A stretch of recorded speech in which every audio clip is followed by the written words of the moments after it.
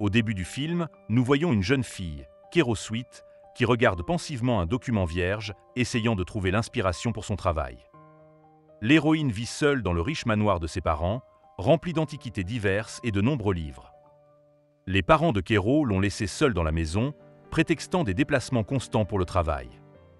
Le réconfort de l'héroïne est devenu la littérature, mais elle s'inquiète de n'avoir rien accompli d'exceptionnel. Kero souhaite changer cela. L'héroïne aspire à échapper à son ennui en quittant sa petite ville et en se dirigeant vers une nouvelle vie. Une jeune fille solitaire aspire à être significative et aimée. L'héroïne réalise qu'aujourd'hui même, elle va rencontrer une personne étonnante, un écrivain, un créateur comme elle, qui trouve l'inspiration dans ses terres oubliées. L'homme en question est le professeur d'écriture créative Jonathan Miller. Un homme déambule dans le couloir, un bouquet de fleurs sauvages à la main. Miller entre dans la classe, met le bouquet dans un vase et commence à écrire au tableau le sujet de la leçon. Au même moment, l'héroïne vient étudier.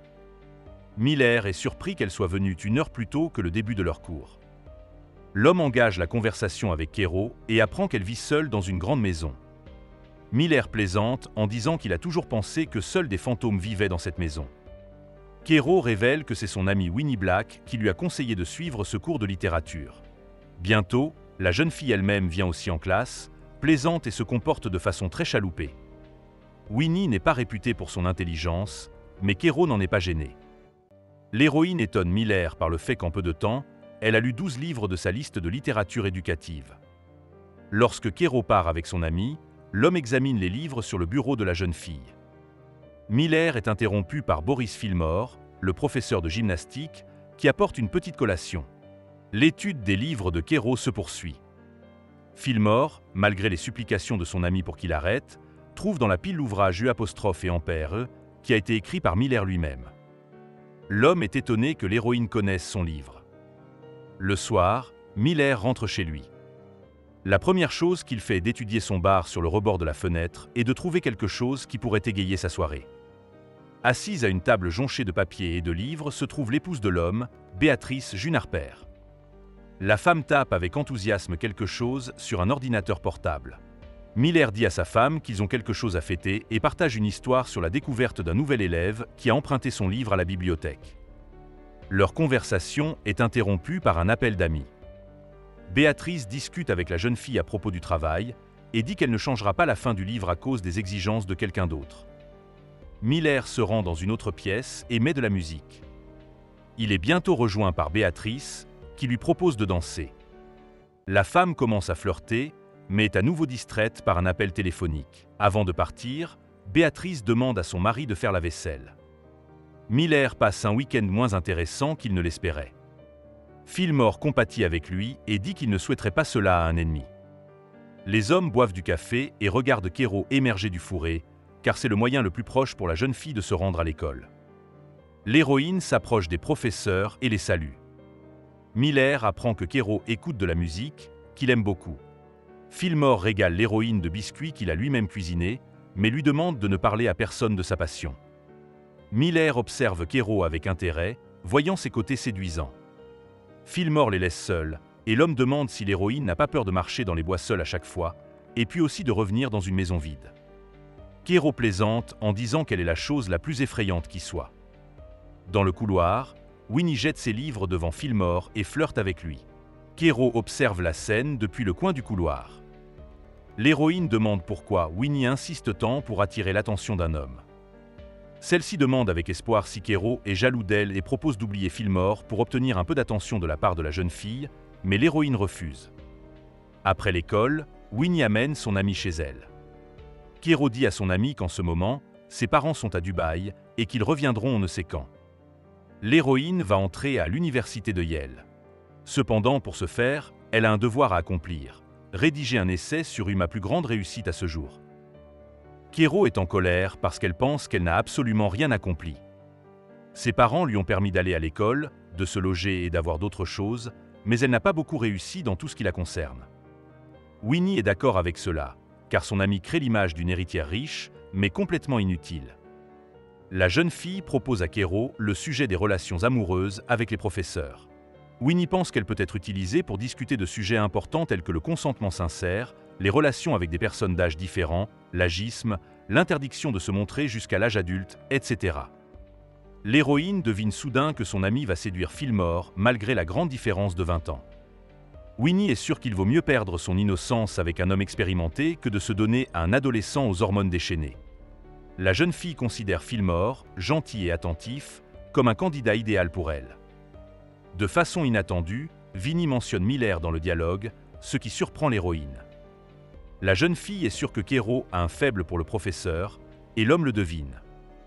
De plus, Winnie pense que Miller lui-même prête une grande attention à l'héroïne, comme si dans son monde gris apparaissait enfin quelque chose de coloré. Kero aime l'idée de séduire l'homme, et elle commence à lui prêter une grande attention, espérant ressentir quelque chose. Lors d'un des cours, Miller demande à l'héroïne de revenir le voir plus tard.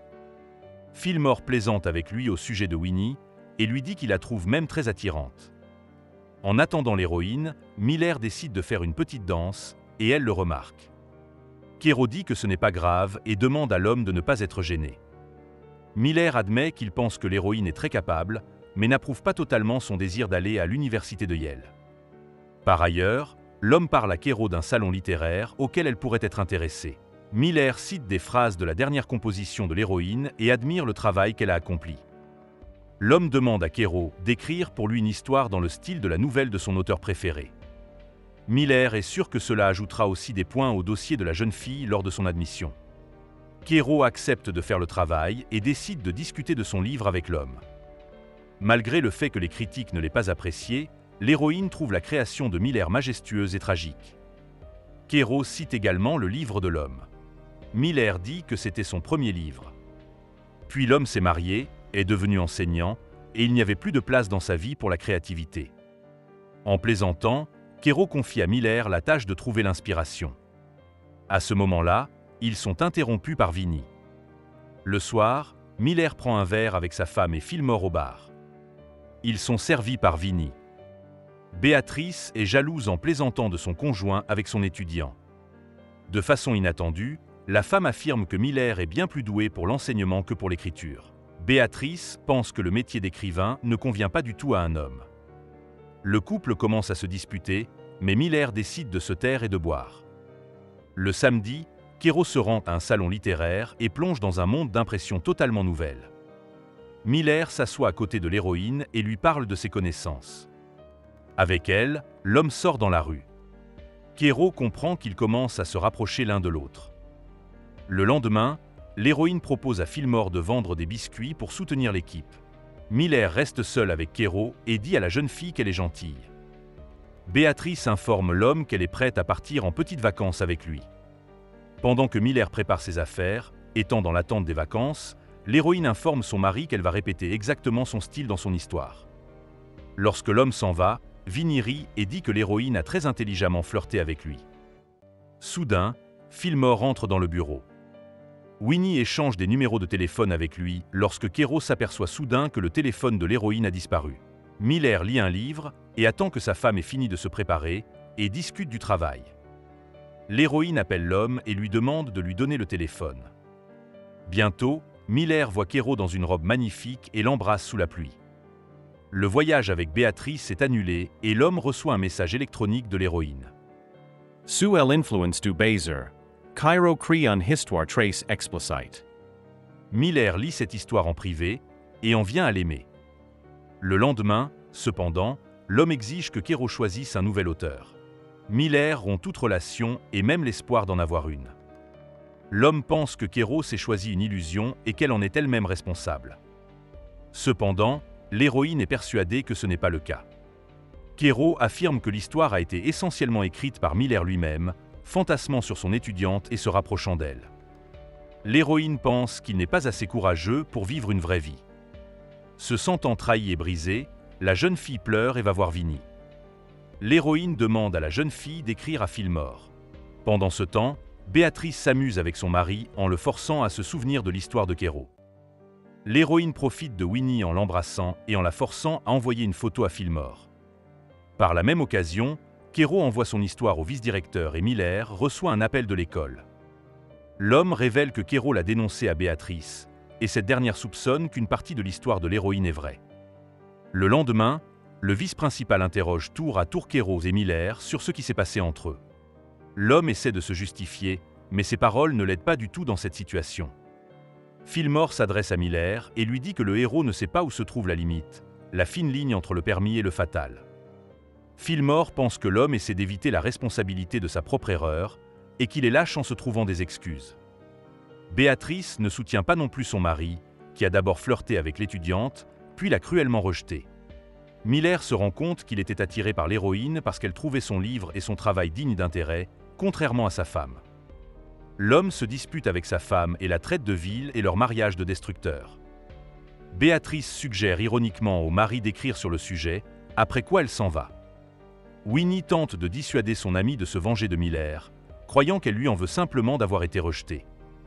Kéros menace de parler à tout le monde de Fillmore.